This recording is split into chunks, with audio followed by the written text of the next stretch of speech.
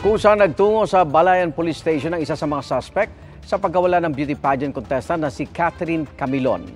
Ang pangunahing suspect naman na isang pulis hindi sumipot sa pagdinig na ikinadismaya ng pamilya ni Camilon.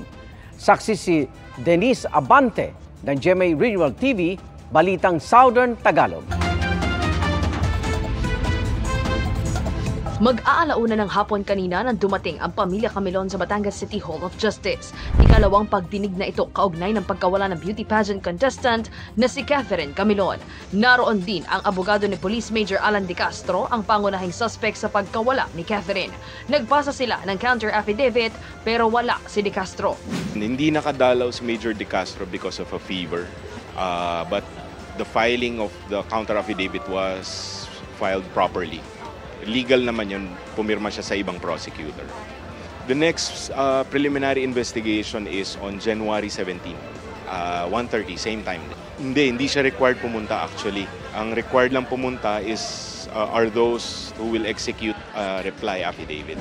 Wala siyang paninindigan bilang isang lalaki na napakadali lang sa kanya na hindi niya kami puntahan, hindi niya kami siputin, ni hindi niya iniisip kung ano ba ang pakiramdam ng kagaya namin.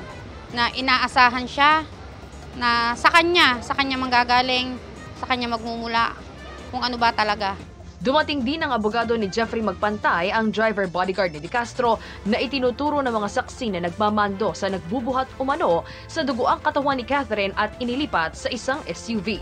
Hindi na sila naghain ng counter affidavit dahil mag-aalas 11 ng umaga kanina nang i-turn over siya mismo ng kanyang asawa sa Balayan Police Station. Tumanggi munang humarap sa media si Magpantay pero ayon sa hepe ng Balayan Police, gusto niya pong dito maging available po siya just in case may kailangan po sa kanya yung in the course of the hearing. Magpo-provide na po kami ng pagtitigilan po niya pero hindi po siya po technically na pwede po namin siyang i-detain dahil wala pa naman po talaga po siyang lumalabas na warrant of arrest. Umaasa si Rose na sa pagsuko ni Magpantay, mabibigyang linaw ang pagkawala ng anak. Puno pa rin daw siya ng pag-asa na makikita at makakasama pa rin niya ang pinakamamahal na anak. Man ang pag-aalaala ko bilang ina, yun iiwinawala ko dahil ako'y sa Panginoon naasa. Sobrang halos kung susuko ka talagang ikakamatay mo yung sakit at hirap na mararamdaman yung nararamdaman bilang ina. Para sa GMA Integrated News, ako si Denise Abante ng GMA Regional TV, Balitang Southern Tagalog, ang inyong saksi.